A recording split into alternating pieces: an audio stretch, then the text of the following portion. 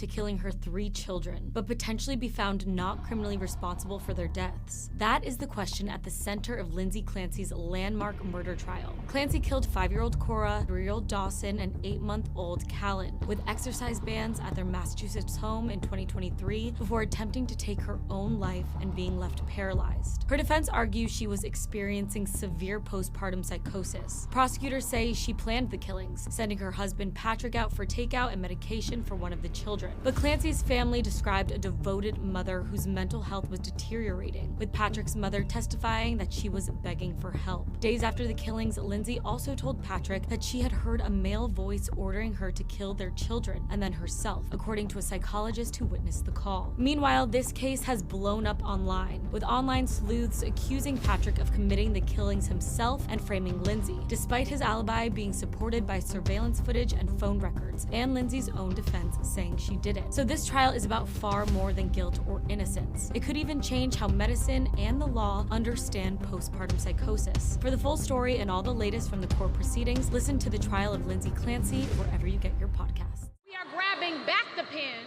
from those who are trying to write an American story that would deny the right for women to make our own decisions about our bodies. I'm not here as a celebrity. I'm not here as a politician. I'm here as a mother. A mother who cares deeply about the world my children and all of our children live in. A world where we have the freedom to control our bodies. It's time for America to sing a new song. Our voices sing a chorus of unity. They sing a song of dignity and opportunity. Are y'all ready to add your voice to the new American song? Because I am. So let's do this, ladies and gentlemen. Please give a big, loud Texas welcome to the next President of the United States, Vice President Kamala Harris.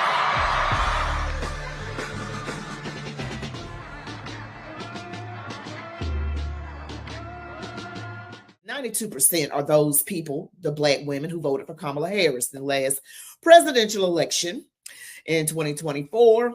And yeah, she's talking to y'all because you guys are the most dependable voting bloc. Because I know I'm a Black female, but I'm the 8% that got some common sense, because y'all know the Democrats are playing in our faces.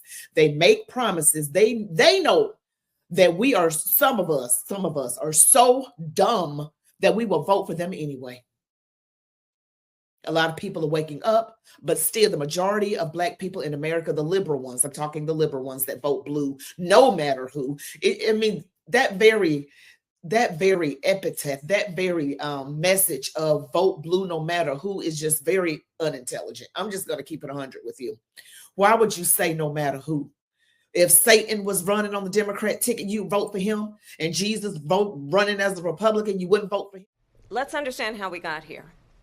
Donald Trump hand-selected 3 members of the United States Supreme Court with the intention that they would undo the protections of Roe v. Wade.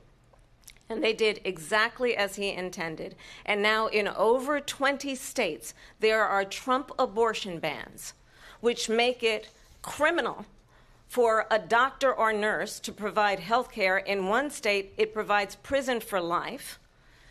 Trump abortion bans that make no exception even for rape and incest, which understand what that means.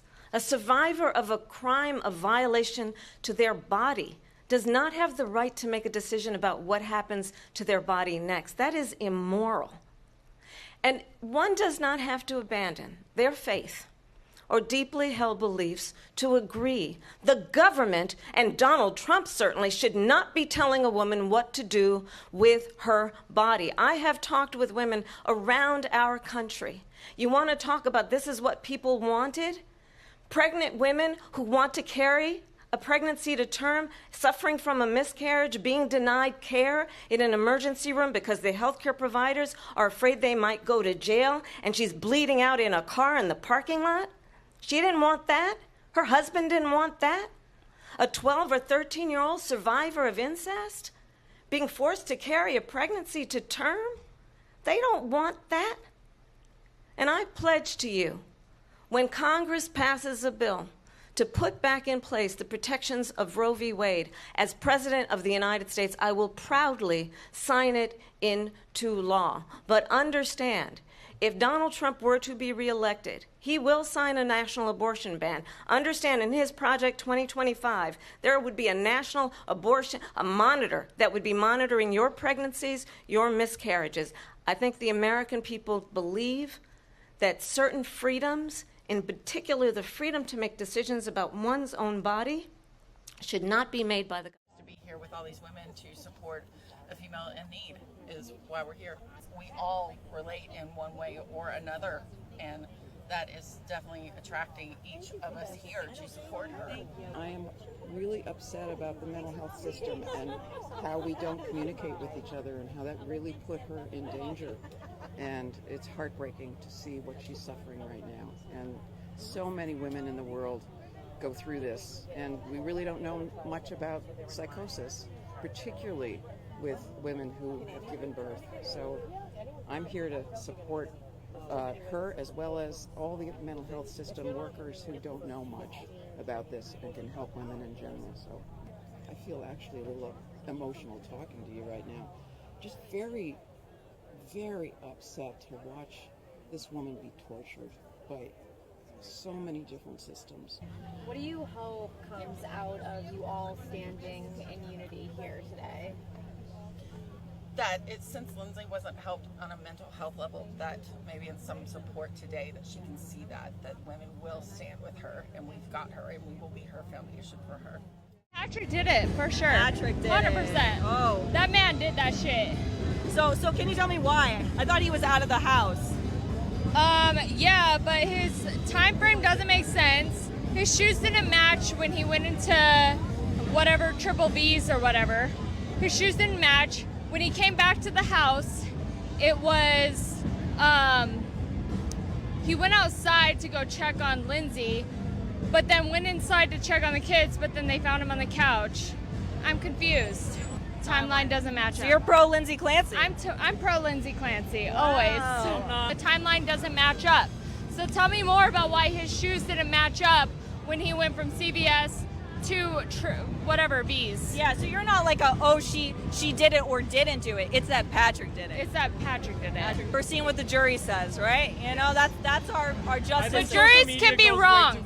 Juries can be wrong. Juries can be wrong. Social media can also put a wrong narrative out there just because of popularity of the case. Channel, I just want to touch a little bit on the Lindsay Clancy case. I'm not going to really touch on it. I kind of inform y'all about what it is. But on Free Game 89, I did an extensive video. Right around the time this will go up, I put it up in the morning. So I'll make it go up at 10 a.m. at Free Game 89 today, which is, what is today? August 27th, Thursday, whatever. I think it's August 27th. And, you know, I just want to let y'all know, kind of like when you let one thing slide, how it becomes an avalanche. I think people don't understand how things become an avalanche when you let one thing slide. You know, when it came to Kamala Harris, you know, a lot of women, their whole thing was, you know, they wanted the right to abort mission. And we know black women had the highest abort mission rate. I believe Kamala Harris, she lost by like 18 million votes. It was whatever it was. You know, it was so ironic. That was the same amount of votes. That was around the same amount of abort missions that black women had as a whole. You know, which was crazy, you know, and how, you know, it went from voting to abort mission, you know, and now it's going to, you know, the deletion of children is going to the deletion of children, you know, because of postpartum. You kind of see when you give somebody an inch, how they take a country mile. And that's kind of what I really want to speak on, is that, you know, deletion is deletion, you know, but these are the same women that claim to be so holy and so, so holy and so Christian or Muslim or something like that. And, we can't, we have to really look at this, man. When you let one thing slide, anybody that know that raised children, or you a teacher, or you be around, can you let one thing slide? Then they want to, push it. You be, okay, we can make your curfew 10 o'clock. Now all of a sudden they feel like they could walk in at 11 p.m. So it's just when you fight, you have a group of people that's fighting for the right to abort mission. And then their whole, thing is, they don't want children, my body, my choice. And then it turns into, having children. And this lady was a very well-off lady. They had financial means. And it went from, it wasn't a finance thing. Allegedly, from what the story says, she had a nanny. And now women are justifying her, saying that, they understand, and they support her and she shouldn't go to jail. And this is the same thing in the judicial system. They have no accountability. This is why you have so much reckless behavior to when we get to the point where people are fighting for the right, for the delineation of their people. Now, when the children get here, now people are fighting. Now people are justifying deleting their children. You see what happens when you don't draw the line? You see what happens when you don't take hard stances? Anybody that's, been a teacher or a principal or ran a business or been in a position of power, supervisor, team leader, manager, if you are laxative, if you don't draw hard lines, people are going, and you don't, if people violate those lines and you don't demonstrate, you won't get respect. They won't respect you. And this is why we have hard lines. This is why we have laws. And women, when they cry about not having rights, women have more rights than men do, because they can go into the court system and, in a situation where you should be, getting life, you should be getting life in prison. You know what I'm saying? They getting 10 years, or, how many times we've seen these teachers, be with these students and get slaps on the wrist. And these stories fly under the radar, and they talk about, and they deflection is about how men are more aggressive and more violent. But then at the same time, these are the same women that aspire to be men. They want to be men so bad. So guess what? If somebody want to be something, wouldn't they mirror or mimic what they do or they believe to do?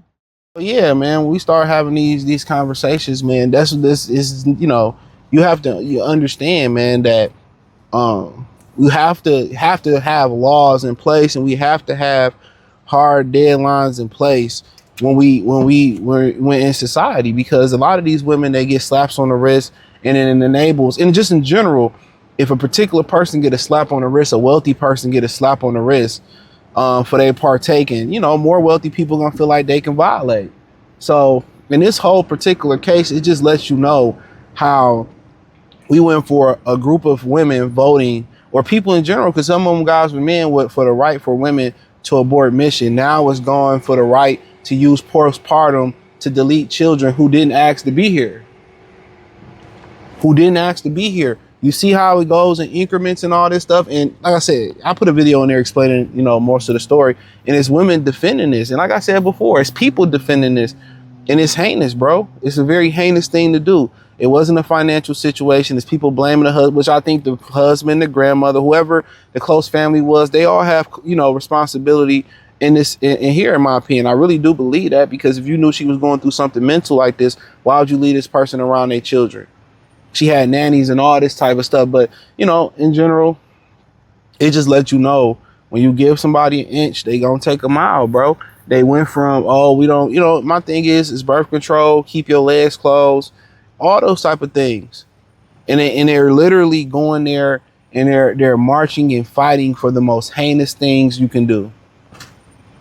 Think about that for a minute. And a lot of the people that believe that, they believe in a lot of other heinous things. And if a woman that you with believe in this type of stuff, it was a guy that divorced his woman or called off his wedding. Because why would I want to be with somebody who don't want to be? Why would you marry somebody who don't want to be a mother unless it's for financial reasons? You know what I'm saying? What's the point? What's the point of getting married if you're not gonna, create life and build family and build a stronger generation for family. What's the point of that? Seriously, what's the point of that? And you don't want to be a mother. I can't, I hate kids. I don't want kids. Then guess what? For that woman, you shouldn't even be thinking about moving in with her, kicking it with her, skating with her, drinking with her, nothing. And that's just the God honest truth. And it's funny how you got the internet really exposed women. And that's why a lot of guys are pulling back from dealing with women. Now they see their true nature. You hate men, you hate children. You know what I'm saying? Or you hate working. You wanted to pick a career. You don't want to work. Then you want to lay there, be lazy, do nothing, and somebody to take care of you and do what you want to do and travel. It's like, cool. And now you're advocating, and the one thing you can bring to the table and the purpose in life is to procreate. Now you don't want to procreate, and then when you procreate, then you want to harm your children. And like I said in my Free Game 89 video, this can spark, everybody talking about this sparking repealing the 19th Amendment where women had a right to vote. I mean, maybe this may spark that default custody goes to the woman. Hopefully, at least it sparks that. But we in crazy times, bro. We in crazy times. These the same Bible toting, Quran toting, Islam preaching women that feel this way, whether they feel this way on the internet or they feel this way in private. Diabolical, bro. Diabolical. They don't. I've said this all the time. They don't care about their children.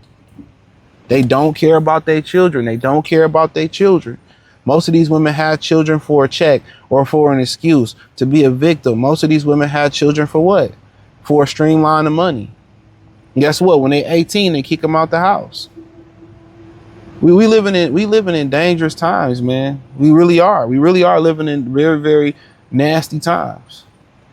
And at least we're not living amongst chameleons anymore. And just think about it. You seen that streamer Nitro, whatever his name is, his mama was beating him up on camera. I ain't even speak on that, man, for real. But you seen, what happened with him, man. And if you look in the Bible, it ain't that many great women or good women in the Bible. Sinister activity. They make bad decisions and then they blame everybody or they blame their trauma for their bad decisions. You ever talk to a woman? A lot of these women blame their children because they can't get a man. They can't get a man. You the reason I can't keep a man. A lot of these women blame, what Blueface mama say, I should have left y'all, locked y'all in the attic and ran off with Shaq. They say this type of stuff. And then you think they just saying it out of anger. Now you fast forward, 20 years later, and you see that they can't stand they hate men, a lot of them. They hate their children. They hate children in general. I mean, goddamn, who the real evil ones in society? You don't hear men going around talking about they hate children. You know what I'm saying? But hey, man, hit the link in the description. Check out the Real One-on-One playlist. Appreciate the love, support. Love to hear y'all opinion. Hit the link in the description. Join the Patreon. Find me on X, Facebook, Kick, Twitch, Instagram. Peace. The Lindsay Clancy case is just showing how male-centered a lot of women are. A lot of people think that being male-centered just means that you desire a man, you're crazy about men, you'll do anything for a man, you just want a man so bad. But no, male-centered is just that.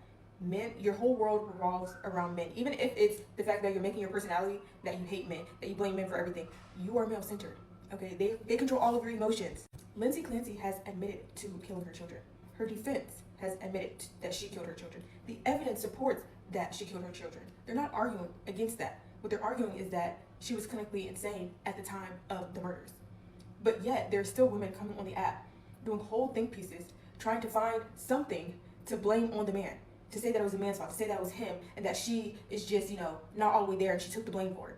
Or maybe she did do it, but why would he leave his children with somebody who was suffering from postpartum depression? They're still trying to find a man to blame in the situation when it's clearly the woman. Like, if you hate men so bad that it clouds your judgment, you are male-centered. This has nothing to do with the husband. This lady killed her kids. It doesn't matter that he remarried. It doesn't matter that he moved away 4 months later. She killed her kids. What he did after the fact is irrelevant because he did not kill his kids. People are focusing more on the husband than the woman. Literally, look at his eyes. Look how he blinked in this scene. Look how he refused to look this way. Look how he did this. Look how he did. Why are we talking about the man? He didn't kill. It doesn't matter what his mannerisms are. He ain't the one who killed his kids. He ain't the one who has admitted to killing his kids. He is not the one that the evidence supports killed the kids. Like, some of y'all are so male-centered that, again, it clouds all of your judgment just because you don't want to have to say a man is not wrong in a situation. Just because you don't want to show empathy to a man who lost his children. Okay, if I lost my children, I think I would move away from the town that they were killed in as well. If I lost my children due to the hands of my spouse, their other parent, I would get a divorce as well. No, I don't need time to move on from that relationship. You killed our kids. Like, it's actually crazy how people are trying to overanalyze the situation and pull at straws. Oh, look at his eyes. It's in the eyes. Please shut up. The thing that pisses me off the most about these clips, not only the concept that these mothers set up a camera so that they could cry in front of it, but the fact that they're just doing basic day-to-day activities that every single mom throughout history has undertaken. Like, imagine going through a mental breakdown and be like, oh my god, I have to set up my video and my tripod really fast because I really need to film this mental breakdown, because being a mom is so hard that I literally have time to get my camera, set it up, film myself crying from the perfect angle because I really need people to see these tears.